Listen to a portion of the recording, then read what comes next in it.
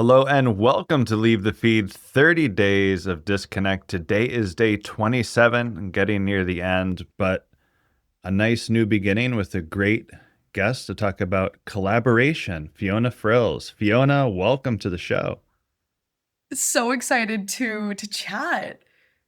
Yeah, now your creator journey started unfolding at a very young age, and you've been into acting, community, entrepreneurship, collaboration. Like, how did this whole thing start and how did you get down the road into beauty and where you are today? Well, God, it started a while ago. I'll do a little rewind. I'll try to make it brief so it's not too boring for anyone listening. But I started when I was actually about 7. That's when I started acting and modeling, mainly through actually improv. I thought improv was really interesting. My mom was like, "Okay, we'll put you in improv if you really like it. Like you can keep going." And then that led me to just loving to speak randomly at like all times, which I feel so terrible for my parents because we had a small house and they just heard me talking up a storm to my computer actually. And I was recording on photo booth, talking about duct tape wallets, talking about beauty, you name it, I was talking about it. And I loved filming, and just the creative expression I got from it was wonderful. And it made me also feel less alone because I was homeschooled. And then I started uploading those videos to YouTube right around the age of 10. So my mom helped me upload. I did not know how to upload a YouTube video. I was like, "Mom, how does this work?" And it was very different then. Nothing looked the way it does today. So I had my mom's help with uploading, and then I learned how to edit, and that's really where my consistency came in and my like true love for social media and community and connecting with people started. That's awesome. So when did you go through the transition of acting, then getting more into beauty and starting all of this journey down skincare?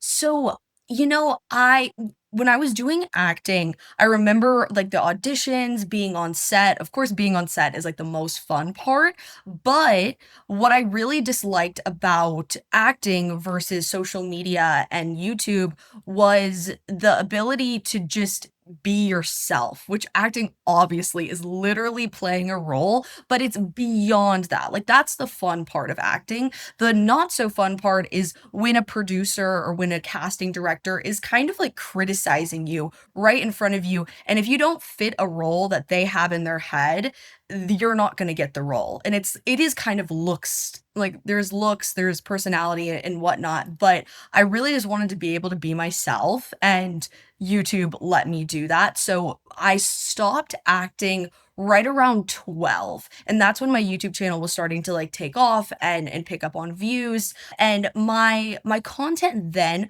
was centered around like DIYs, beauty, testing things, and it really started to grow and flourish when I was doing like a teen girl, like a grow up series kind of. So I documented the whole entire like growing up experience as a girl. So the first time I got my nails done, the first time I got my hair done, the first time I like did like some crazy makeup. I tried to look like Kylie Jenner or something. But I just love documenting the growing up experience, especially as a girl. Obviously, YouTube is an entrepreneurial spirit, but then you took it a step further and started your own line. And how did that come to fruition? And what were some of the challenges that you faced being a young entrepreneur? And you probably still face them today. Yeah, so I was filming these beauty videos and I was testing a lot of products. My skin started breaking out really, really badly. And I was like, what do I do? Like, this is my, like, I love applying makeup. This is so fun. Like, is it causing my acne? Like, what? Or am I just getting older? Teenage acne? What is it? So I started researching, and I researched the ingredients and the products I was using. And I was like, oh my God, what? I should not apply these products. So I go down another rabbit hole, like, hey, where like are teenage products? Boom, Claire's pops up. Claire's is like the worst ingredients on the market. They use lead and tons of other really toxic ingredients. So I had the idea like, hey, mom, can I invest all the money I've made from YouTube and create my own line specifically for teenagers? So that's how it started, and finding labs, creating custom formulas. That was definitely interesting for like a 12, 13-year-old trying to communicate to a like 30-year-old person working in R&D. Like they definitely were like, does this girl really know what she's talking about? There was some like communication issues, but at the same time, I think people forget like a 13-year-old, like we know what's going on. Like we might not be able to articulate it like perfectly, or we don't have the experience, but we have an idea. And that is really, really important if you keep holding on to it. Let's go back a little bit to when you were acting, and obviously people want you to fit a role, a casting director, and they'll criticize you or Mhm. make comments about you, and you hear them. And then in social media, you're putting yourself out there, and you're at a vulnerable time in your life, coming of age, going through these different stages, right? And obviously there's connection and community, but there's also probably some like inner turmoil that comes from being on social media. And what are some of the experiences that you had with your mental health, and how have you persevered and overcome them?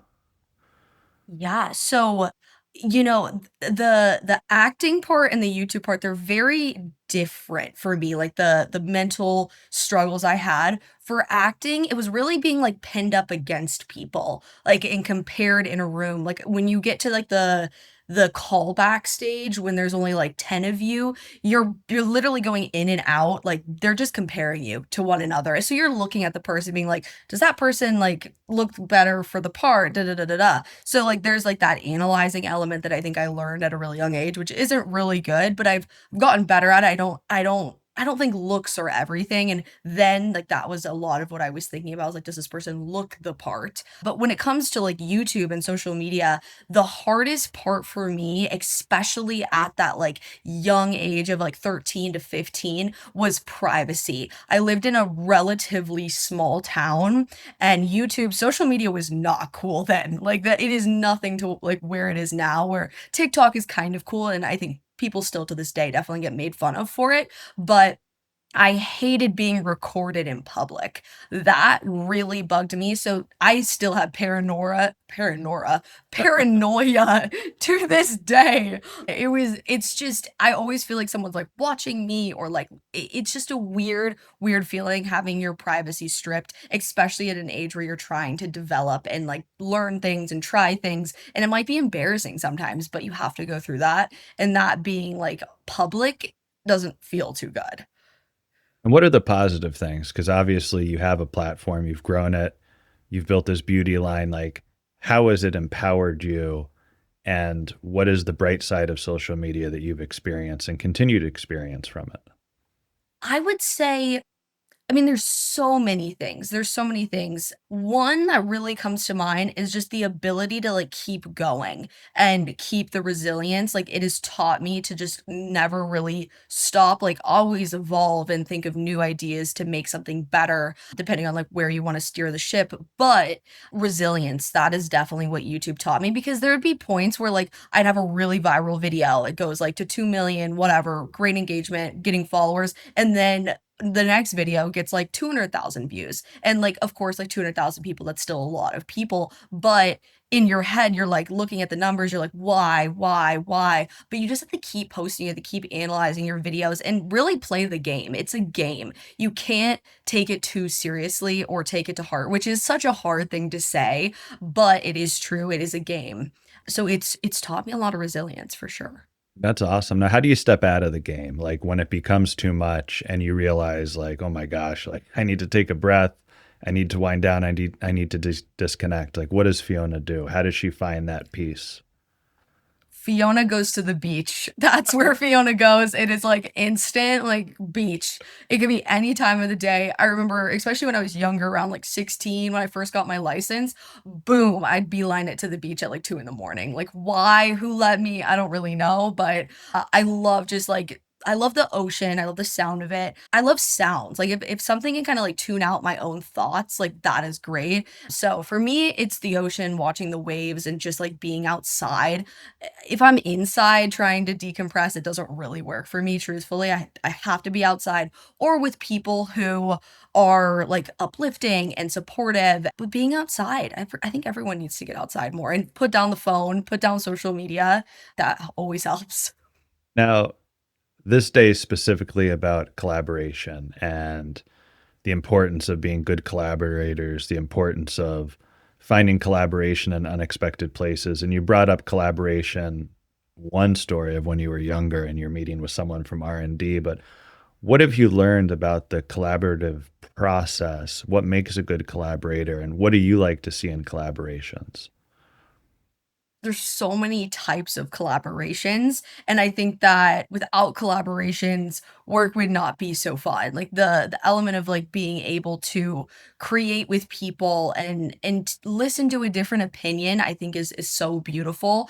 I talk about this a lot. Like when you're just on your computer working like solo, there's really like yeah, you're creating like it's you, but the element of, like, connecting with someone else and working at the same time that's not always just on the computer feels so refreshing and so good, and, I mean, through YouTube, I've done so many different types of collaborations. I like to think every video was a collaboration with my followers. I mean, I always listened to them, I read the comments, I'd respond to people, I'd DM people. I love community, I love collaborations. We're actually working right now, Frilliance, my beauty line, we're working on a collaboration with an influencer right now. So I'm really grateful to have the influencer experience to know what they're going through right now. She's a younger girl. She just turned 15. She's amazing. She's on fire. She has over 6 million followers. So we're doing a collaboration and it's just been so fun to really hear like what she wants and make it come to life. But there's so many types of collaborations, but I truly love almost all, especially when someone puts their ego aside. Like I don't like collaborating with people who have like an insane ego, who really don't listen to you at all. That's like one bad collaboration, but we'll stick to the good. We'll stick to the good. I love open-minded people and I love helping people make their visions come to life. But that's great advice to check your ego at the door because when we do step into a collaboration, we want to make sure that we bring a sense of openness and we share perspectives, thoughts, and ideas and don't try to put a demanding agenda on what we want the collaboration to be because then it's just a dictatorship, you know. Super, super important. Now, in terms of like unexpected collaborations, have you worked with anyone that you thought, I never thought this would happen, or like, this is totally strange, but it makes perfect sense? Yeah, I guess one is something that we're launching literally on Friday. It's a collaboration with our entire community of Gen Z, Gen Alpha girls. We have 36,000 in an app. It's called TYB. And we all collaborated on creating a hoodie together. So, like, every single step you could possibly think of, we all decided on together, which sounds crazy because technically the hoodie was designed by 36,000 people, so like that was unexpected to think like, wow, like can we all like actually collectively like talk about this and vote? And it was such a pleasant experience. Like I was expecting people to like argue with each other, be like, no, that is a terrible idea. We don't want that. But it's amazing how honestly a group can like be like, oh wow, okay, I understand your point of view on that. And even if it doesn't go their way, there will be something that does go their way. And that's how we've got to this final product that I'm really excited to launch. But that was an unexpected collaboration. I never thought I'd be collaborating with 36,000 people and like giving up like my like kind of like creative role in some ways. Like, yeah, I was like helping with designs and whatnot, but it wasn't just me, which I really enjoyed. How are you shaping communities through your platform? And what are you trying to instill in your communities and bring to your communities to empower them? Yeah, so, I mean, our whole entire community is all around empowerment, truthfully. I think one of the most important things is, like, kindness and positivity. We really wanted to make our, like, chat rooms and just our space really positive because there's so many places you can go to, like, connect with people that aren't always the most positive spaces, like TikTok, for example, the comment sections of TikTok, I would consider community, but it's a different type of community. Ours in specific, I really love to have an honest space where people can ask questions and people can give really good advice that's like positive or just truthful in never in like a rude truthful way though. But I want to empower more girls to truly to pursue what they want to do, have a place where they can go to like really connect with people similar to them because I didn't have that a lot. I mean, still to this day, I don't have a ton of friends, but I have a community. Like I have a place where I can go, and I think I'm really providing that space for so many girls. And also the element of learning about how products are made, how social media works, like just trying to empower them in any way that I can with my experience is really important. And then the constant engagement as well. I think it's so important to constantly be listening and communicating and connecting and reading and responding to your community. If you're not active, there's no community there. How do you think your generation's communities are reshaping how we think about beauty and the beauty industry? Are you seeing a new trajectory of how we share our beauty, talk about beauty, and embrace our beauty that's different from maybe the generations of past? No, that's a good question. I've been asked this before, and I think that a lot of things stay true to this day, which some things I don't like. Like for example, Road Beauty by Hailey Bieber. A huge part of the reason why Road is so successful is because all of their models are super pretty, super aesthetically pleasing. And their whole entire brand is just like a really unrealistic beauty standard. But it just got bought by Elle for like what, 2 billion? Right. So like that has stayed the same. Like you could go look back at like OG L'Oreal campaigns, that is stayed the same.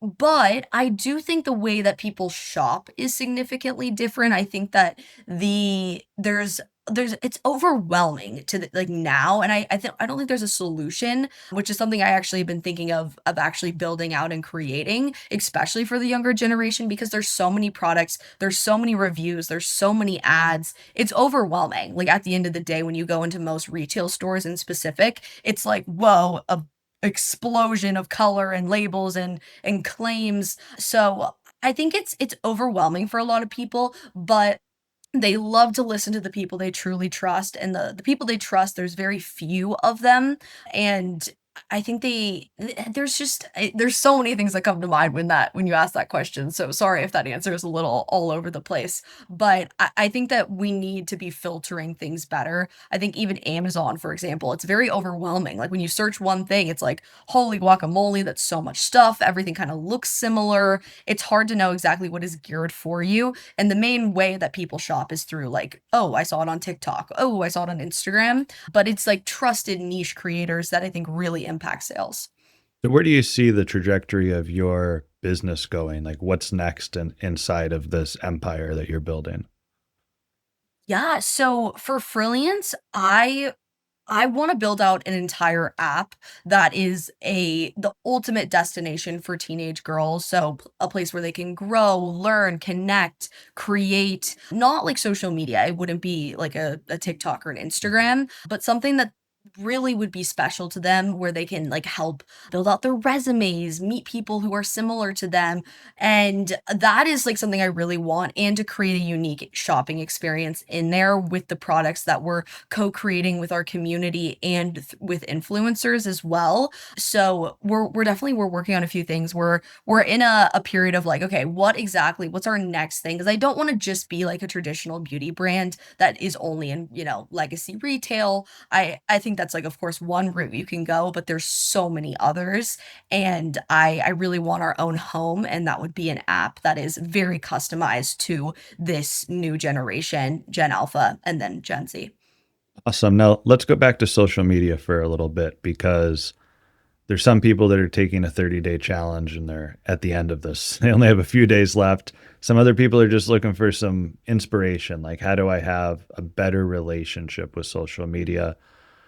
What would be your encouragement or your advice for those that are struggling a little bit as either a creator or a fan to like put down the phone and go to the beach and find some peace of mind, you know?